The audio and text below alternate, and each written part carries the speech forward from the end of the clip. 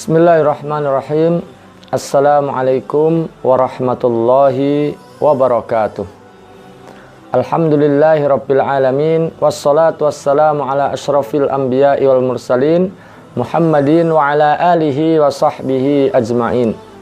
Subhanaka la ilma lana illa ma 'allamtana innaka antal alimul hakim.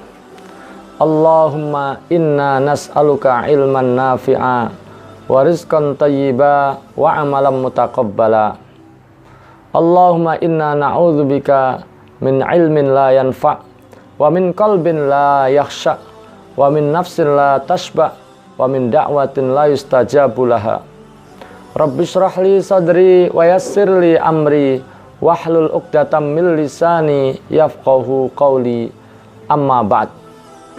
Jamaah sekalian rahimani wa rahimakumullah, di kesempatan kali ini kita akan melanjutkan kajian kita, yakni kajian kitab Riyadhus Shalihin, dan kita pada kesempatan kali ini masih di dalam bab yang pertama. Dan pada kesempatan kali ini kita akan menyampaikan, kita akan membahas hadis yang ketujuh. Bismillahirrahmanirrahim. An Abi Hurairah Abdurrahman ibni Sakhrin radhiyallahu an. Dari Abu Hurairah, yakni Abdurrahman bin Sakhr radhiyallahu an. Qala, ia berkata, qala Rasulullah sallallahu alaihi wasallam. Rasulullah sallallahu alaihi wasallam bersabda, Innallaha ta'ala, sesungguhnya Allah ta'ala, la yanzuru ila ajsamikum, tidak melihat tubuh kalian, wala ila suwarikum, tidak pula melihat rupa kalian, walaki yanzuru ila qulubikum, akan tetapi Allah melihat hati kalian, wa a'malikum, dan amal perbuatan kalian. Rawahu Muslim, hadis diriwayatkan oleh Imam Muslim. Jamaah sekalian rahimani wa rahimakumullah, siapa Abu Hurairah? Beliau bernama Abdurrahman ibn Sakhr ad-Dawsi, ya, Abdurrahman bin Sakhr ad-Dawsi. Daus ini nama satu kampung yang berada di Yaman. Jadi memang beliau berasal dari Yaman, ya. Dan penduduk Daus saat itu ketika mendapatkan dakwah dari sahabat Rasulullah yang diutus ke sana, tidak ada yang merespon, tidak ada yang menerima kecuali Abu Hurairah. Abu Hurairah memutuskan untuk menerima Islam, ya. Beliau mendapatkan hidayah. Kenapa beliau disebut dengan Abu Hurairah? Kenapa kunyahnya Abu Hurairah, ya? Disebutkan dalam satu kitab berkenaan dengan sirah beliau bahwa beliau itu punya kucing kecil, ya. Dengan kucingnya beliau suka main-main, bermain-main dengan kucingnya, maka kemudian disebut dengan Abu Hurairah, ya.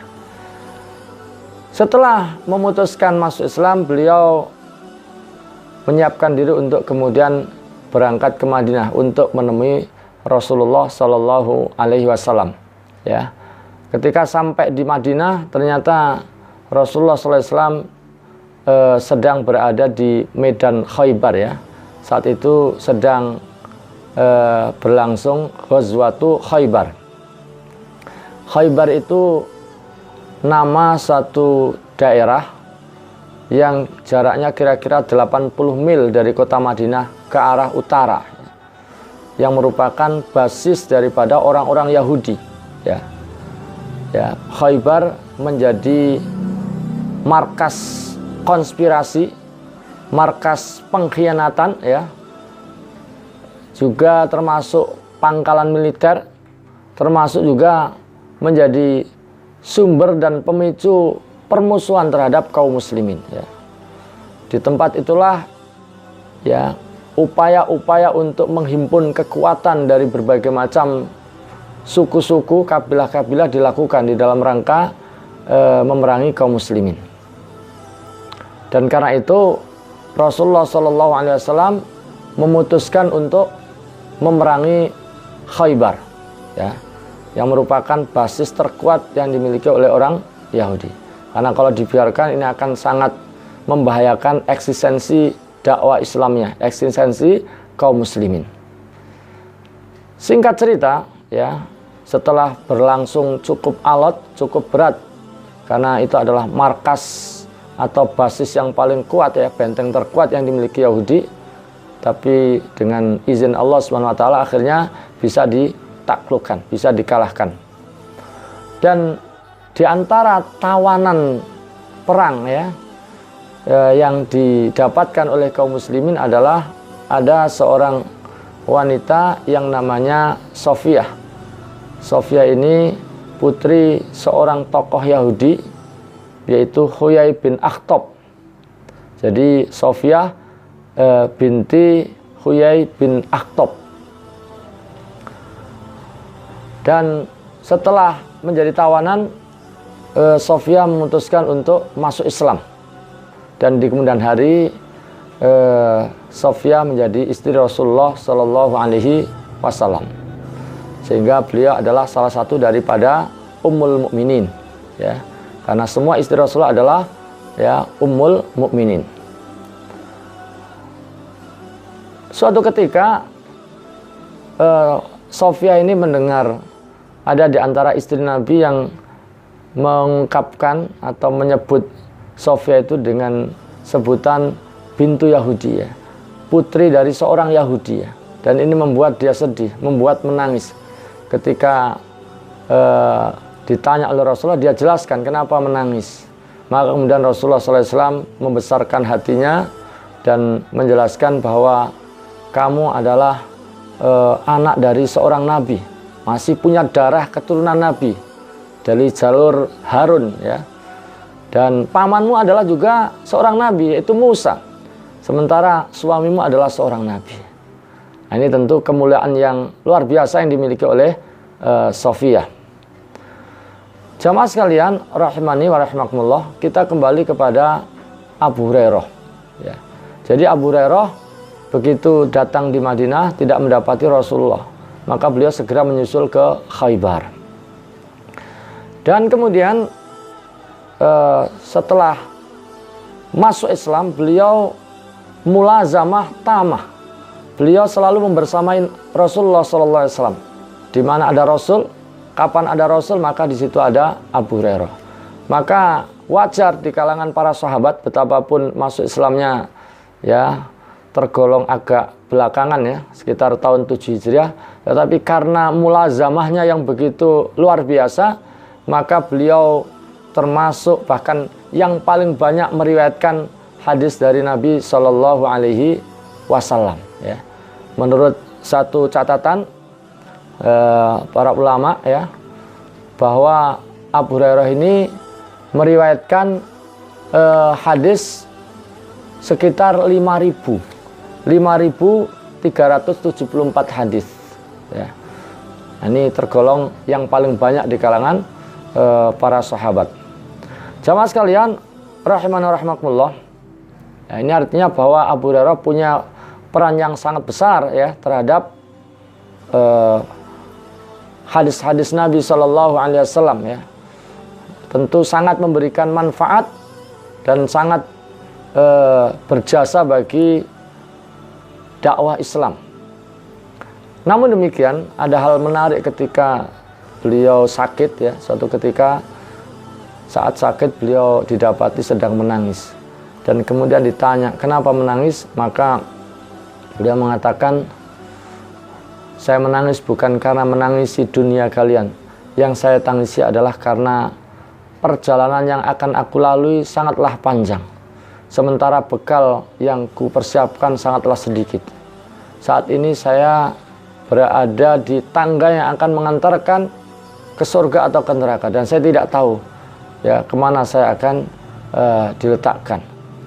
Itulah Abu Hurairah, ya. Kita tahu jasanya sangat besar, manfaatnya bagi kaum muslimin sangat besar dengan begitu banyak hadis yang diriwayatkan, tetapi begitu khawatirnya dengan bekal yang dimiliki untuk melakukan perjalanan menuju Allah Subhanahu wa taala. Bagaimana dengan kita?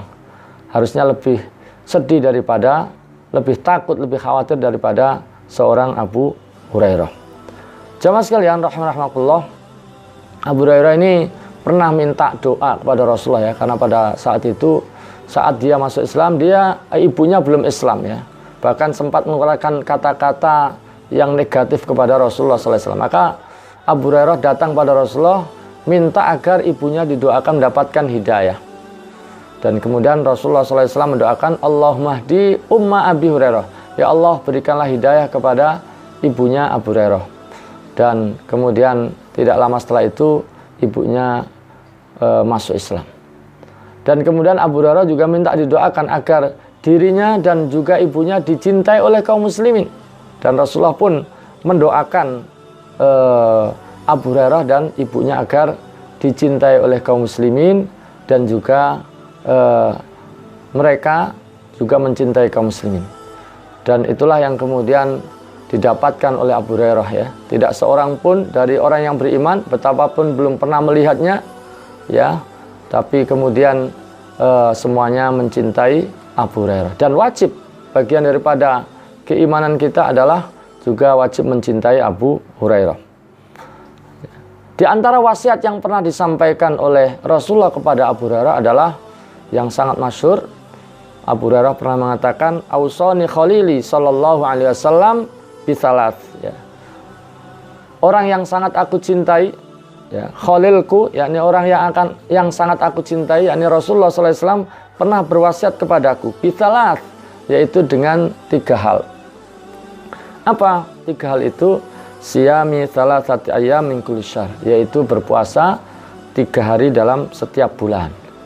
Dan ini waktu yang paling afdol, paling utama adalah dilakukan pada ayyamul bid ya.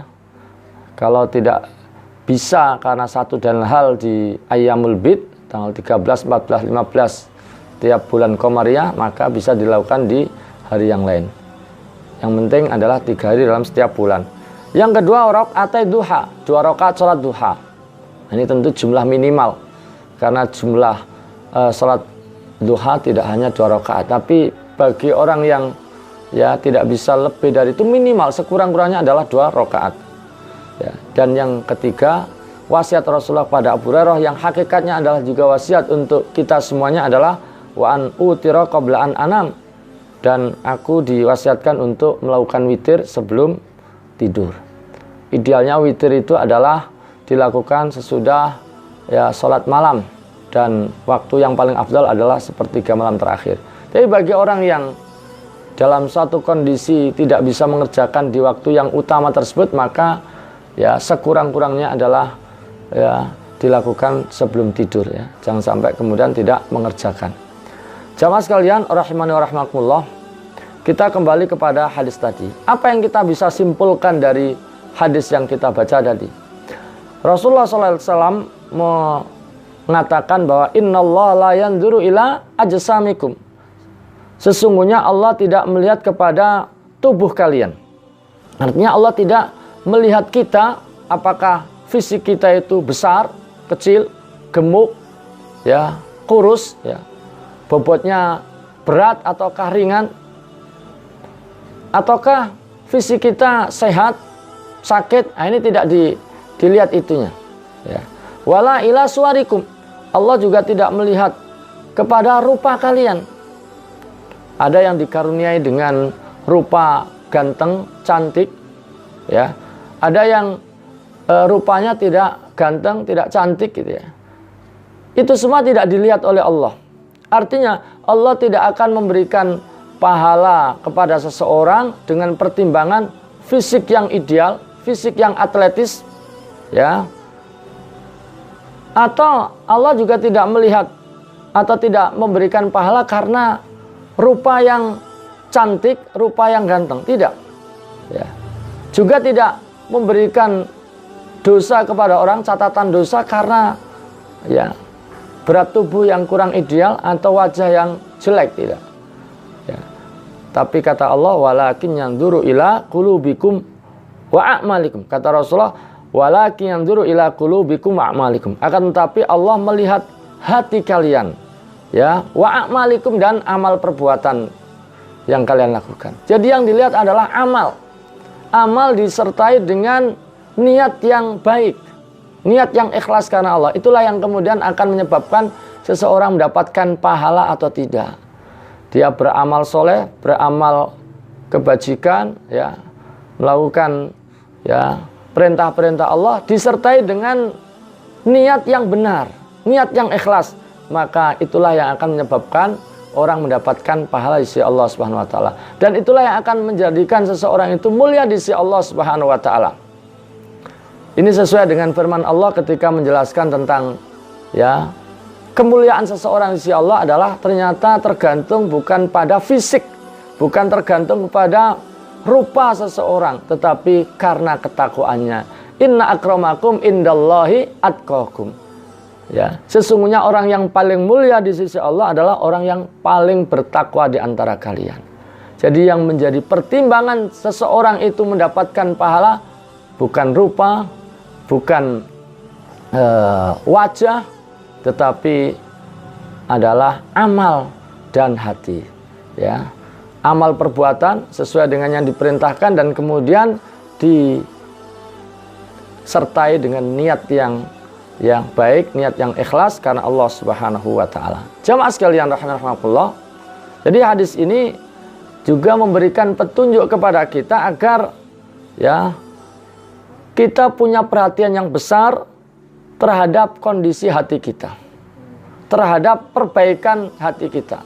Masing-masing kita harus berupaya untuk, ya, selalu melakukan hal-hal yang dapat membersihkan hati dari hal-hal yang atau dari sifat-sifat yang tidak disukai oleh Allah, yang tidak, ya, dicintai oleh Allah Subhanahu wa taala. Sifat-sifat tercela ini harus dilakukan.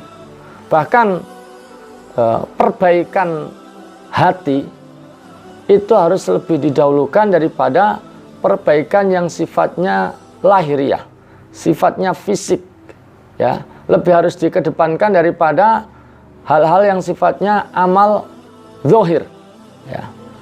Itu harus lebih dikedepankan karena amal hati kalau baik, ya, kalau hatinya baik akan dapat, ya, meluruskan amal perbuatan yang disyariatkan yang sifatnya zahir, sifatnya lahiriah, ya.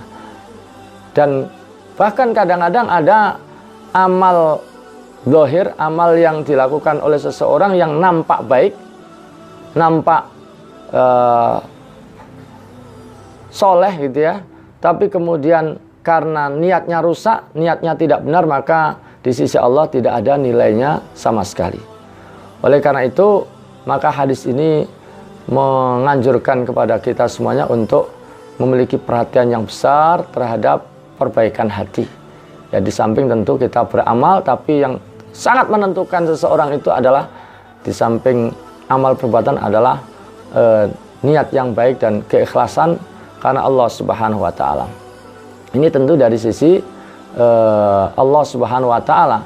Adapun kita dalam bermuamalah, dalam berinteraksi dengan orang lain, maka kita memberlakukan seseorang, menghukumi seseorang itu adalah bukan berdasarkan niatnya, bukan berdasarkan hatinya, ya, tapi berdasarkan yang nampak, yang lahir, ya, yang zahir, berdasarkan amal-amal yang kelihatan.